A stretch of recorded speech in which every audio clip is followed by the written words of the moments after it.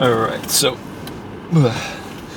we had a little bit of a shorter study session today, and also I apologize for the not so great audio right now.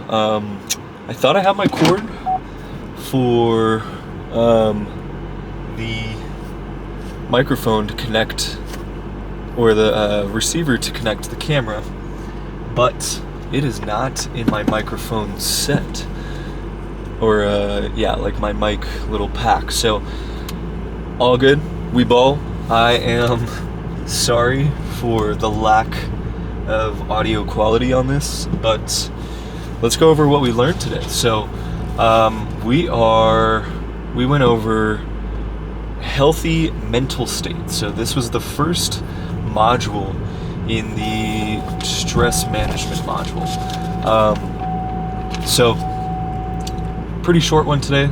I'll keep it pretty brief, but let's get into the different kinds of healthy mental states. So we have, thank you. All right, so we have 5. We have the emotional, cognitive, social, self-awareness and self-esteem, stress management, and a positive outlook on life in general. So these are pretty good staples. They kind of seem like common sense, but that's kind of how stress management is. But it's good to kind of have a good, like a thorough overview of the entirety of stress management, because if one of these pillars is kind of knocked down, so to speak, or just isn't going your way in life right now, then that probably needs to be addressed so we can make as many gains as possible.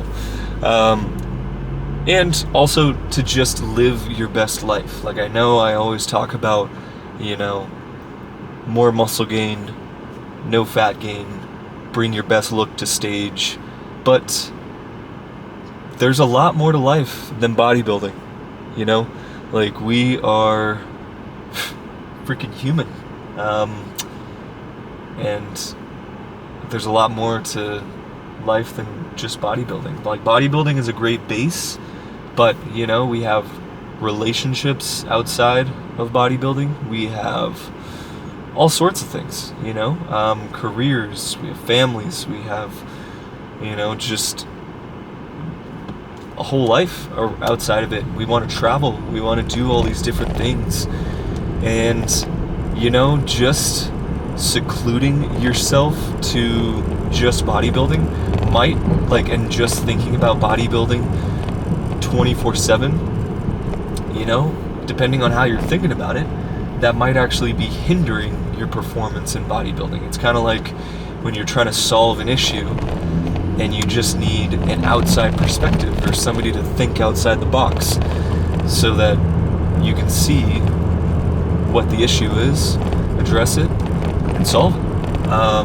So that's where a lot of, dealing with, or just enjoying the process of problem solving outside of bodybuilding can really help you in your bodybuilding journey. So let's get into it. So emotional, they brought up how we are to manage and express emotions appropriately. So that's pretty obvious.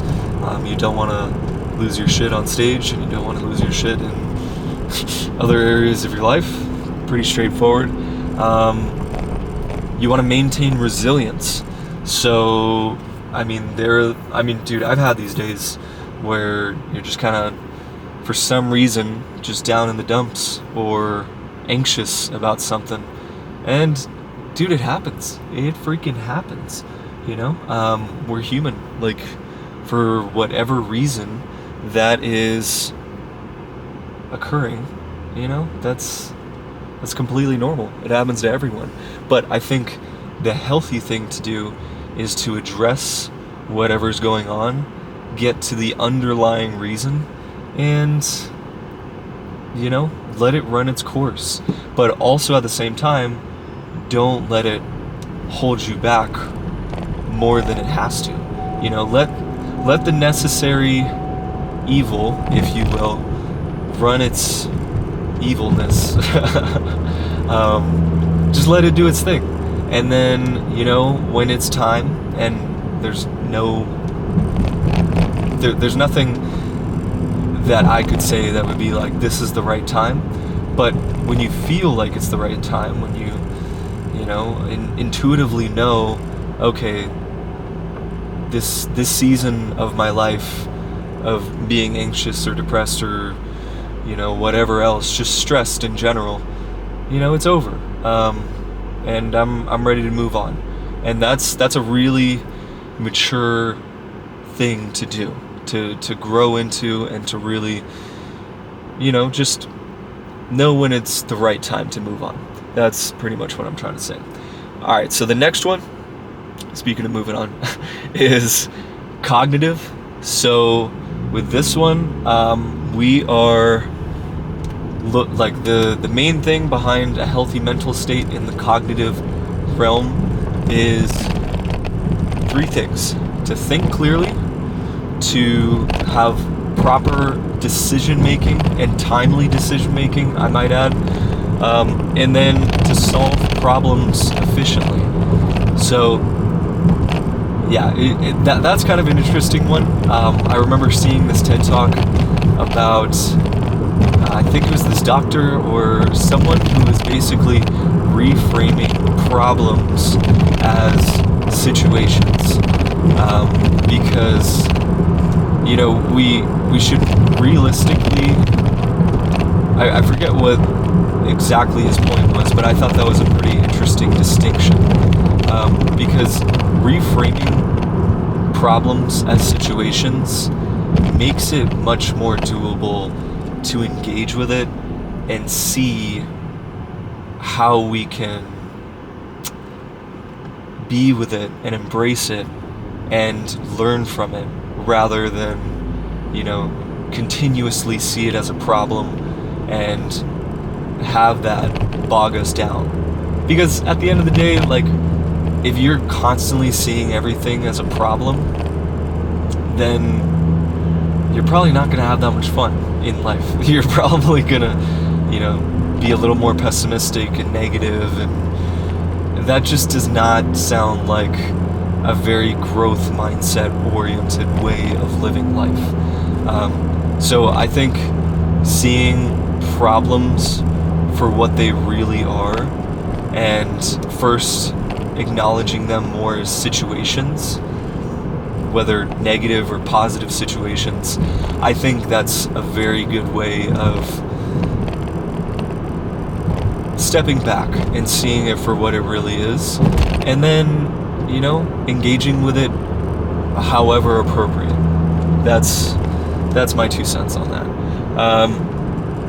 And the third one, so we have think clearly, we have decision making, and the third one, is solve problems efficiently. We already covered that. All right. So the next one is social. So with social, we are building and maintaining meaningful relationships. So whether that be romantic relationships or platonic, whether you're having a good, meaningful relationship with your life partner or with your friends or any other situation, those meaningful relationships really make an impact on our stress levels in a big way. Because for one, talking it out with someone can remind you that we're not alone, and that we don't need to handle situations alone, and that we can see the situation for what it really is, in that a lot of people probably go through something similar to what you're going through. So whenever you have stressful situations, I think that's a really good reminder that whatever you're going through is probably pretty normal for the entirety of the population. And on top of that, I think just having a good support system and a good team behind you can really help you see situations from a lot of different angles. Because I've had conversations with my friends where they say one thing and it really opens me up to what the situation really is and what it could be. Like earlier today, I remember one of my friends said, a part of love is letting go. And that just really rang true with me. Whether you have, this is a pretty morbid example, but if you have a pet who has been suffering for a long time and doesn't seem to be getting better, and the only, as sad as it is, the only practical solution is to let them go. That's one example. Having a community can really help open up your mind to the possibilities of what's really possible. That's pretty much all I have to say with that. And having healthy relationships on top of that is just as important. Because if you don't, surrounding yourself with negative Nellies and people who really just kind of get you down pretty much every time that you talk to them, those might be people you need to let go. When one door closes, another opens. So you might be making room for friends that are going to support you in a positive way and also challenge you to become the best version of yourself. So that's it for social. For self-awareness and self-esteem, so a part of that is knowing our strengths and knowing our weaknesses and being real with ourselves without getting caught up with it. Because I've struggled with this in the past with doing so many contest preps because I was just addicted to being really freaking lean. That was my vice, was just being addicted to being lean. And what comes with that is not giving myself enough time to grow.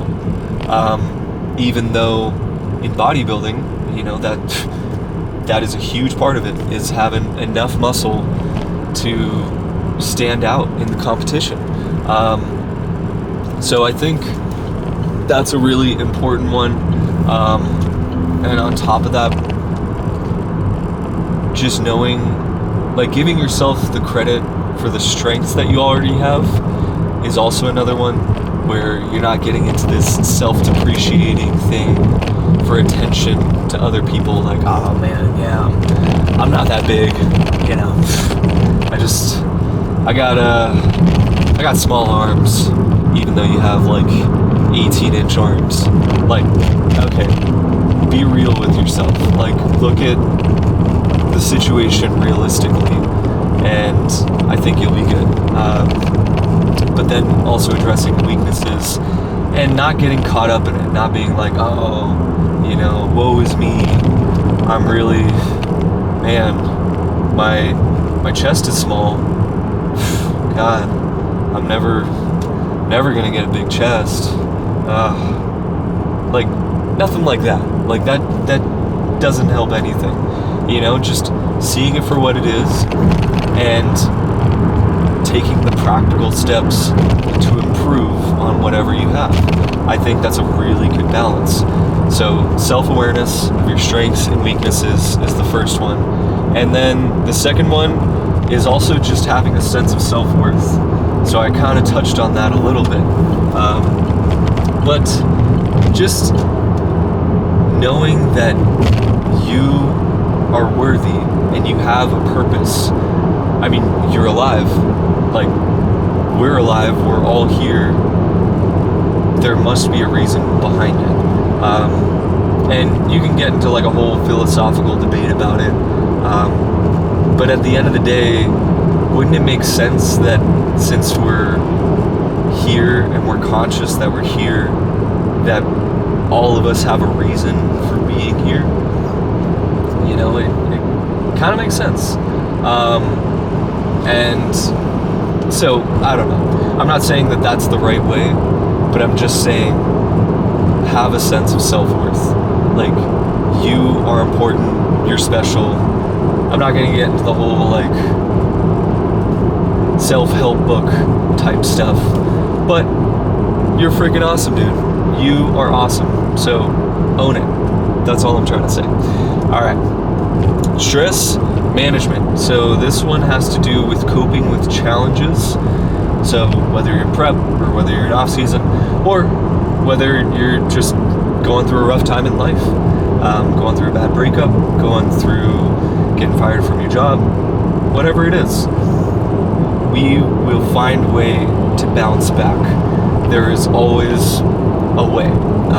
And so I think realizing that is the first step. And then the second step is just having grit, you know, just seeing what you can do with what you've got and relentlessly pursuing it. That is, I mean, well, what are the practical steps? Like, just like with the gym. If you want bigger arms, hit arms once, twice a week, eat enough protein, get enough rest. I mean, that's pretty simple. It's a little more than that. But you get what I'm saying. There are practical steps for coping with these challenges. And the second one is bouncing back from adversity. So whatever you got going on that's kind of tough right now, I believe in you. I know you can do it. And it just takes grit. It just takes freaking getting after it. And also just not being too hard on yourself. I think that's a big one, because if you're too hard on yourself, I mean, at that point, you're just getting in your own way. So I think kindness to yourself is the first step. And then seeing what practical steps you can take and freaking getting after it, my friend. Alright, and the last one is having a positive outlook on life. And this one is kind of interesting because there are two sides to this. There's the obvious one where we are staying optimistic, but then there's the not so obvious one where we're also staying realistic. So, you know, it's kind of like one of those things, like, yeah, I'm gonna be really optimistic about swimming from North Carolina to Portugal. Like, okay, we gotta be a little realistic here. How many miles have you swam before? Like, let's start there. So yeah, having that nice balance between optimism and realism, I think, is a pretty good starting point for having a positive outlook on life. And honestly, if you want to win your bodybuilding show, positive outlook is arguably the most important one, because I remember there's this neuroscientist at Stanford. I'm blanking on, or he's a oh my gosh, he's like a behavioral scientist. So he studies things like, oh my gosh, why am I blanking on this experiment too? It's the one with the dog where, you know, you ring the bell, and then the dog's tongue salivates when he hears the bell ring because he's been conditioned that many times. If you know that experiment, please put it in the comments. Pavlov's dog. Oh my gosh, yeah, the Pavlov experiment. All right, so this dude is super cool. Basically, I think we can do the same exact thing with conditioning. I think having a positive outlook on life and conditioning ourselves to be positive, but not like the fake, haha, kind of positive, but more so like, yeah, I want to live a really good, happy life, and this is what it takes. Kind of positive, grounded, realistic, but optimistic at the same time. I think if you got all three of those, you're good to go, my friend. All right, so what does all this lead to? Healthy mental states in emotional, cognitive, social, self-awareness, self-esteem, stress management, positive outlook. What does that all lead to? It leads to oh man, a whole slew of things that are incredible for your bodybuilding journey and your journey of becoming the best that you can possibly be. It leads to improved sleep. It leads to enhanced motivation for training and recovery. It leads to increased self-awareness of needs on a moment-to-moment basis. It leads to decreased mental fatigue. It leads to decreased injury risk, and it leads to improved training performance.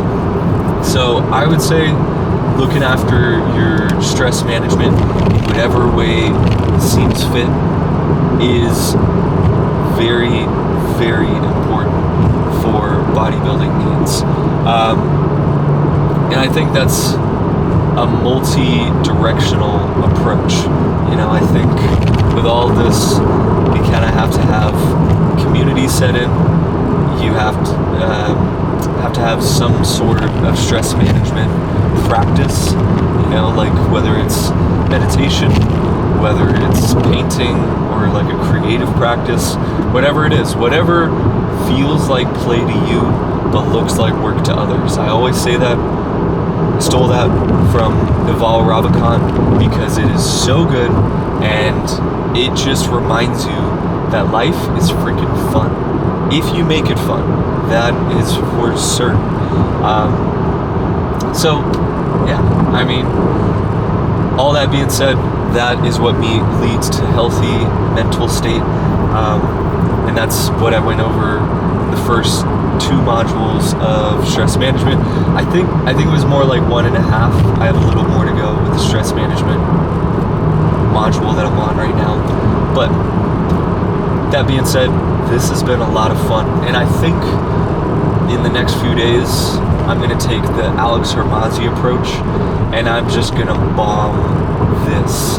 I am going to go freaking ham with a learn-a-thon. We're going to try for like at least 4 hours of like just straight learning, and getting as much done as we can, and also absorbing all the information, because it's one thing to just skim through to Zoom, but it's another to really retain it and be able to apply it. So that's where I'm at right now, but I appreciate y'all joining me for this poor audio quality drive. If you can hear me right now, thank you, and I appreciate you. Yeah, that's pretty much freaking it.